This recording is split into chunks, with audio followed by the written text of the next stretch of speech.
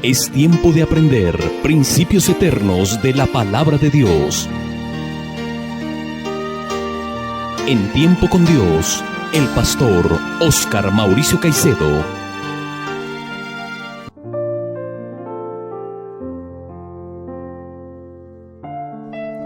Cordial saludo, amables oyentes.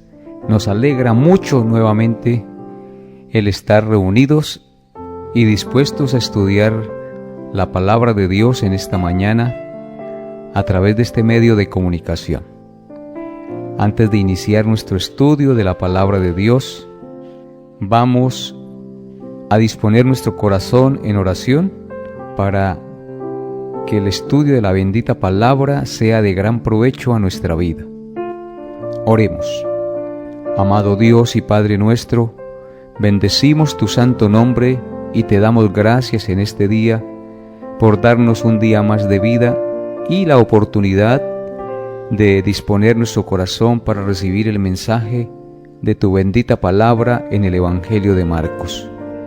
Bendecimos tu nombre y te alabamos en el nombre de nuestro Señor Jesucristo, colocando nuestras vidas y nuestras mentes y nuestros corazones delante de ti, suplicándote, Señor, que abras nuestro entendimiento y dispongas todo nuestro ser para conocer tu verdad, atesorarla en nuestro corazón y ponerla por práctica en nuestro diario vivir. Gracias, Señor, por hablarnos en este día a través de este mensaje. Te ruego que los que no conozcan hoy de tu Hijo Jesucristo entiendan lo que Él hizo por ellos en la cruz, se arrepientan de sus pecados y sean salvos. Te pido esto, Padre Santo, porque solo tú lo puedes hacer. Te pido esto en el nombre glorioso de nuestro Señor y Salvador Jesucristo, con acción de gracias. Amén y amén. Seguimos adelante con nuestro estudio expositivo del Evangelio de Marcos. Nos corresponde hoy meditar en Marcos 10, versículos 32 al 34. Este corto pasaje es muy significativo y dice así: Marcos 10, 32 al 34. Iban por el camino subiendo a Jerusalén, y Jesús iba delante de ellos, y ellos se asombraron, y le seguían con miedo. Entonces, volviendo a tomar a los 12 aparte, les comenzó a decir las cosas que le habían de acontecer. He aquí, subimos a Jerusalén, y el Hijo del Hombre será entregado a los principales sacerdotes y a los escribas, y le condenarán a muerte, y le entregarán a los gentiles, y le escarnecerán, le azotarán, y escupirán en él, y le matarán, mas al tercer día resucitará. Amén. En esta porción vemos cómo el Señor continúa instruyendo a sus discípulos acerca de la parte principal de la obra que había venido a realizar en este mundo, es decir, su muerte y su resurrección. Estos dos eventos eran los dos eventos principales de la vida y obra de Cristo que ellos debían comprender. Esta es ya la tercera vez que Jesús les anunciaba la parte principal de su obra, su muerte y su resurrección. Y como habíamos visto antes, para ellos fue muy difícil entender el significado de la muerte y la resurrección de Cristo.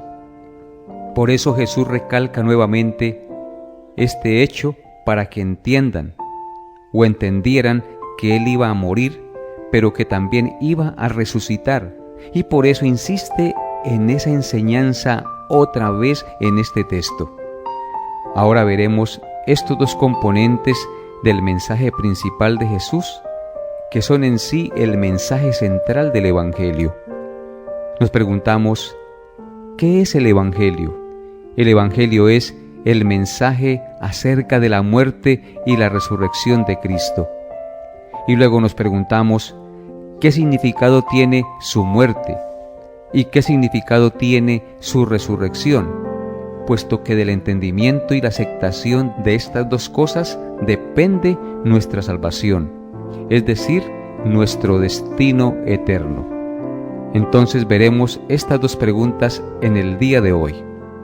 ¿Qué significado tiene la muerte del Señor Jesús en la cruz? ¿Y qué significado tiene la resurrección de Cristo? Demos respuesta a nuestra primera pregunta. ¿Qué significado tiene la muerte del Señor Jesús en la cruz? Leamos nuevamente nuestro texto. Marcos 10, 33 al 34. He aquí, subimos a Jerusalén, y el Hijo del Hombre será entregado a los principales sacerdotes y a los escribas, y le condenarán a muerte, y le entregarán a los gentiles, y le escarnecerán, le azotarán, y escupirán en él, y le matarán, mas al tercer día resucitará. Para poder responder esta pregunta, tenemos que dar respuesta a otras tres preguntas. ¿Por qué Jesús tenía que morir? ¿Por qué murió como murió? ¿Y cuál fue el resultado de su muerte? Repito, amable oyente, ¿por qué Jesús tenía que morir? ¿Por qué murió como murió? ¿Y cuál fue el resultado de su muerte? Si conocemos la respuesta a estas tres preguntas, entenderemos el significado de la muerte del Señor Jesús. Entonces, amables oyentes, veamos la primera. ¿Por qué Jesús tenía que morir? La Biblia nos enseña que después de que Dios creó al hombre, le puso una prueba de obediencia para confirmar su amor y entrega total a Dios. Si el hombre no pasaba la prueba, sufriría la muerte y la condenación eterna. El hombre no pasó la prueba. Engañado por Satanás, se rebeló contra Dios y cometió pecado. Y por su pecado el hombre fue destituido de la gloria de Dios. Quedó bajo muerte y condenación, y sufriría la ira de Dios por toda la eternidad.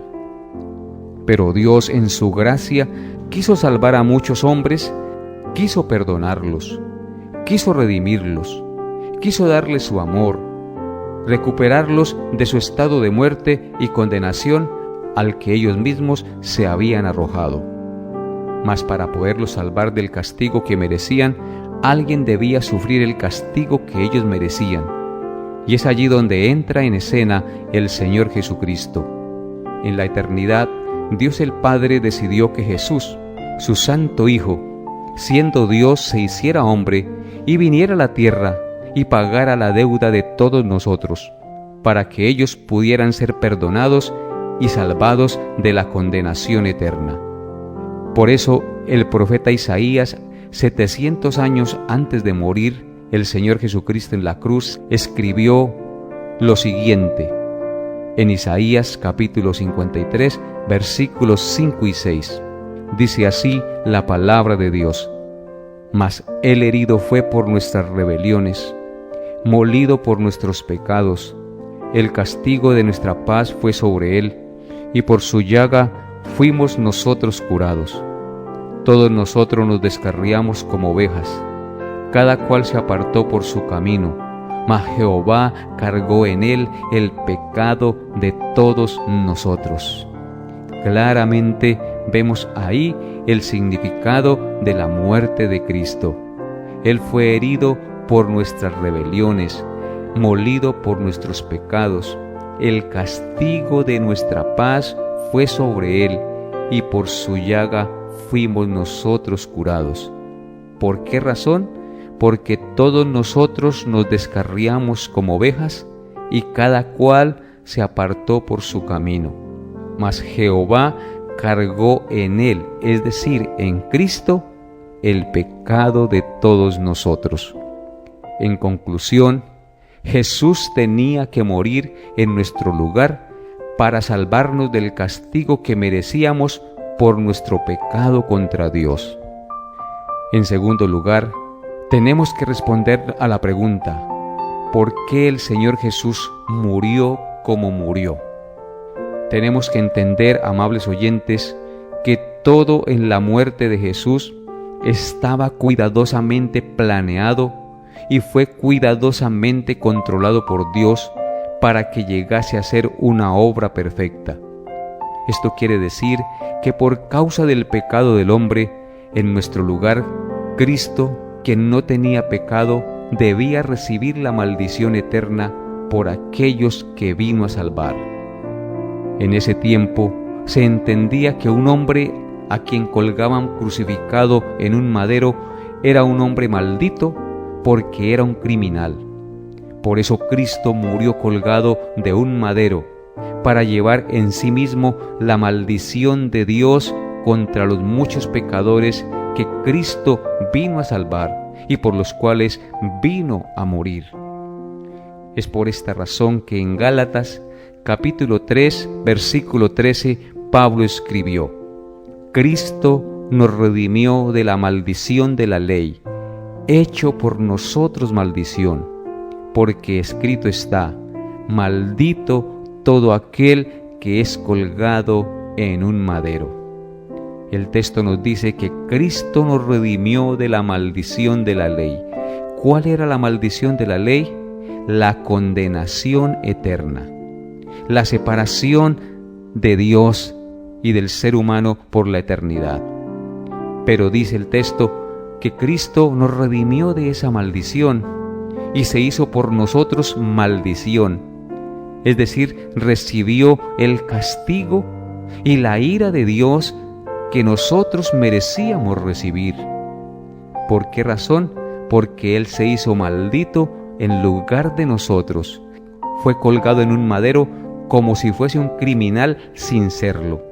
Él se hizo criminal por nuestro pecado, porque cargó nuestro pecado sobre sí para recibir el castigo que usted y yo merecíamos por el pecado que habíamos cometido. Alabado sea nuestro Señor y Salvador Jesucristo. A Él la gloria, la honra y el honor. Y siguiendo adelante con nuestro estudio, nos queda una tercera pregunta, amable oyente. ¿Cuál fue el resultado de su muerte en la cruz? El resultado fue que sus sufrimientos y su muerte, en lugar de los que vino a salvar, satisfizo la ira y la justicia de Dios contra ellos. Ellos ahora pueden ser salvados y reconciliados con Dios para siempre por medio del arrepentimiento y la fe en el Evangelio, es decir, la fe en el sacrificio de Cristo en nuestro lugar. Por eso el apóstol Pedro, años después, escribió lo que en esos momentos él no entendía acerca de la necesidad y el significado de la muerte de nuestro Señor Jesucristo. Él lo escribió, lo enseñó y lo explicó a otros cristianos, tal como dice en Primera de Pedro, capítulo 2, versículos 21 al 25. Pues para esto fuisteis llamados, porque también Cristo padeció por nosotros, dejándonos ejemplo para que sigáis sus pisadas, el cual no hizo pecado, ni se halló engaño en su boca, quien cuando le maldecían, no respondía con maldición, cuando padecía, no amenazaba, sino que encomendaba la causa al que juzga justamente, quien llevó él mismo nuestros pecados en su cuerpo sobre el madero, para que nosotros, estando muertos a los pecados, vivamos a la justicia, y por cuya herida fuisteis sanados. Porque vosotros erais como ovejas descarriadas, pero ahora habéis vuelto al pastor y obispo de vuestras almas. Así es, amable oyente, Pedro, que no entendía, que no comprendía el por qué tenía que Cristo morir, ahora él explica a los demás creyentes lo que significa la muerte de Cristo. Dice que Cristo murió porque nosotros éramos como ovejas descarriadas, pero ahora volvimos al pastor y obispo de nuestras almas por la muerte de Cristo en la cruz, porque Él llevó nuestros pecados en su cuerpo sobre el madero, para que nosotros, estando muertos a los pecados, vivamos a la justicia, porque por su herida, es decir, por su sacrificio, fuimos nosotros curados. Alabado sea nuestro glorioso Salvador.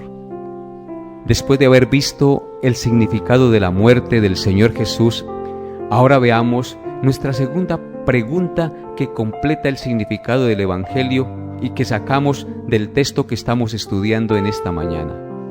Y esta pregunta es: ¿qué significado tiene la resurrección de Cristo?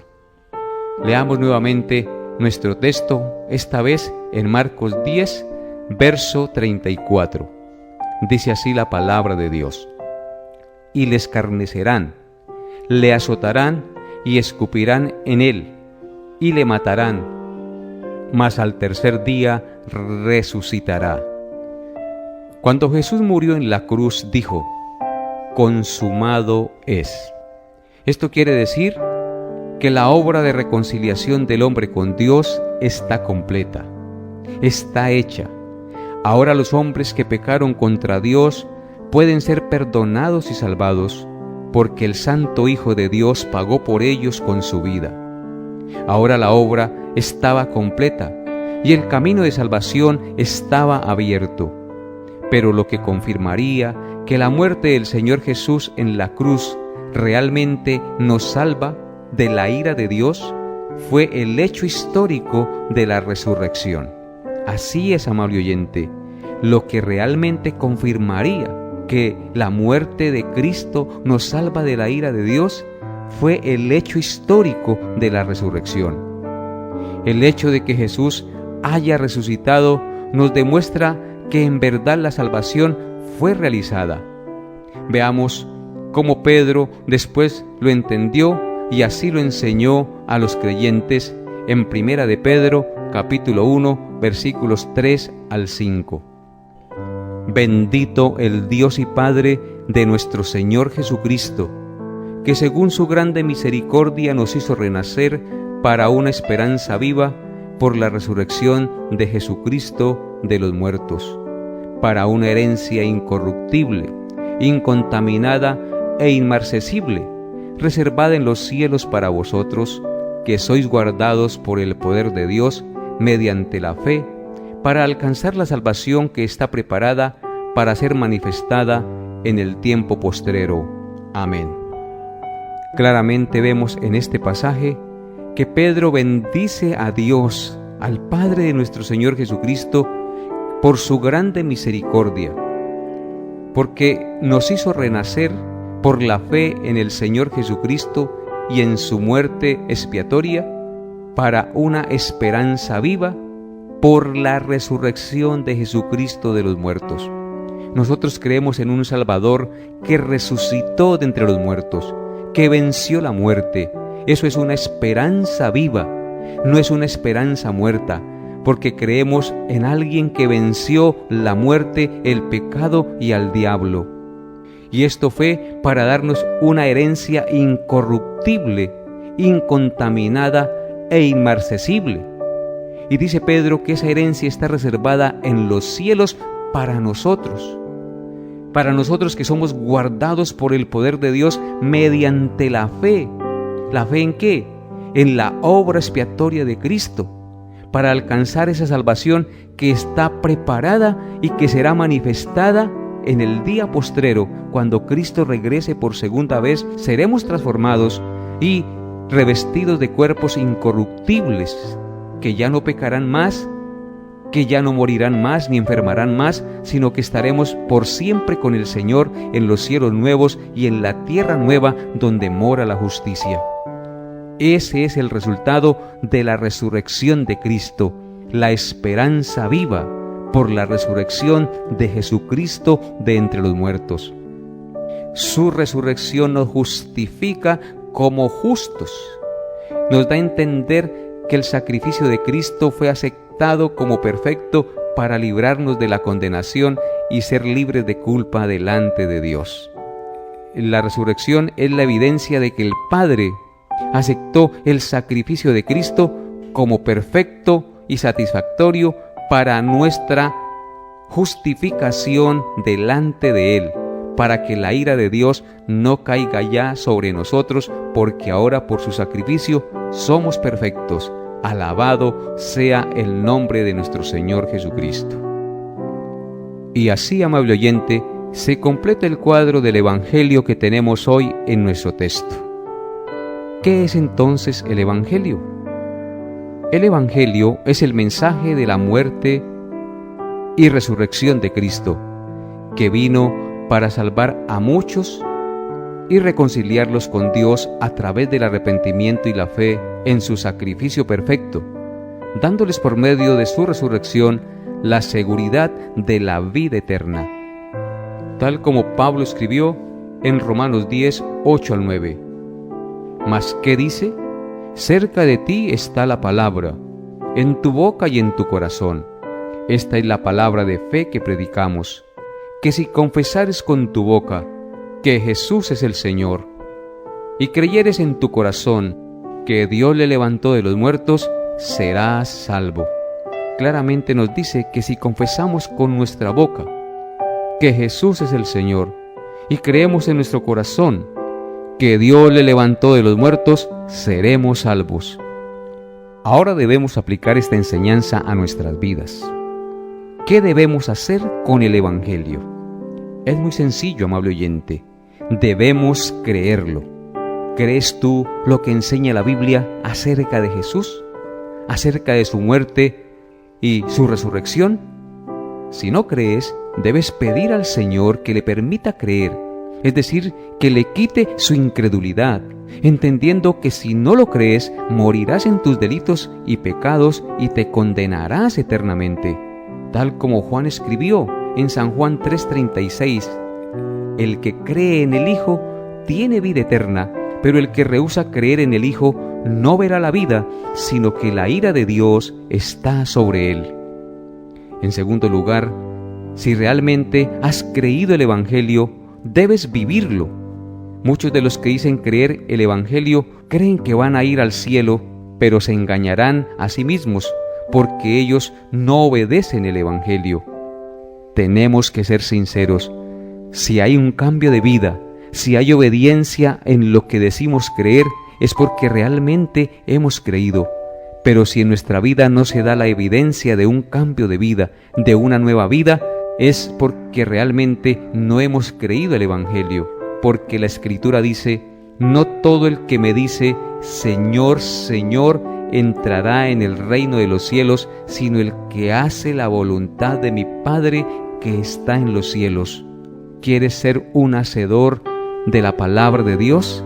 Tienes que creer en Cristo, en su vida, muerte y resurrección. Solamente así su vida será transformada realmente.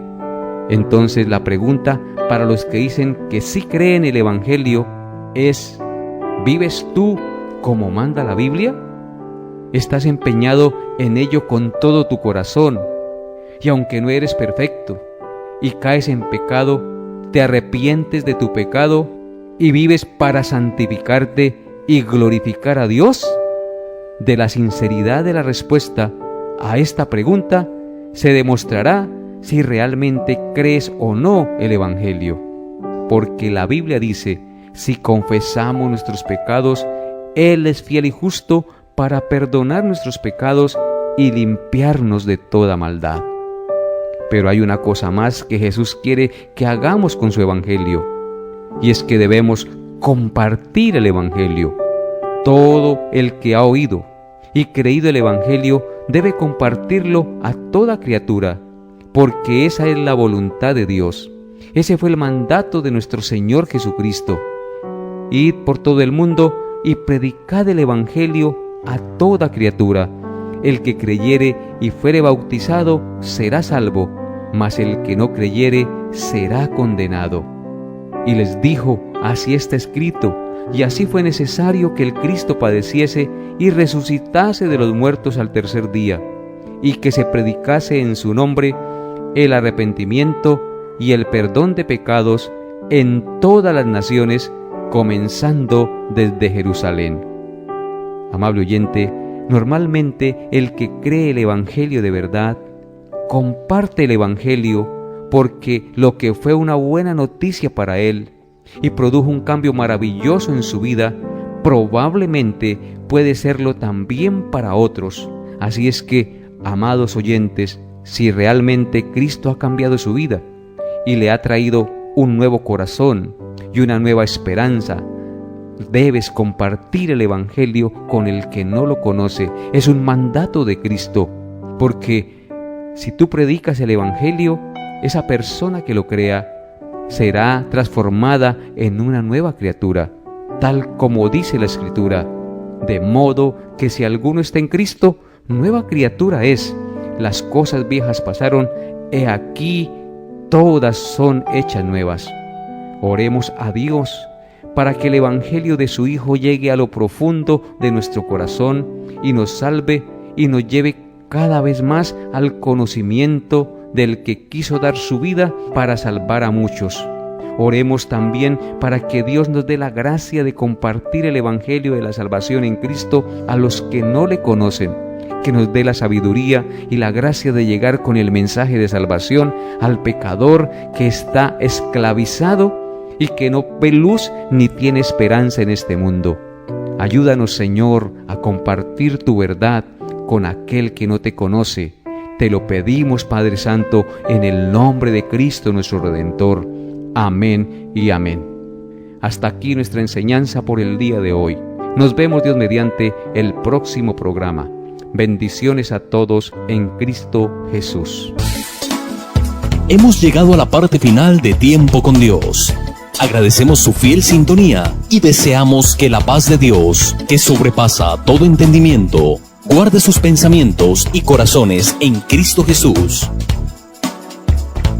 Les esperamos en nuestra próxima emisión para tener un tiempo con Dios.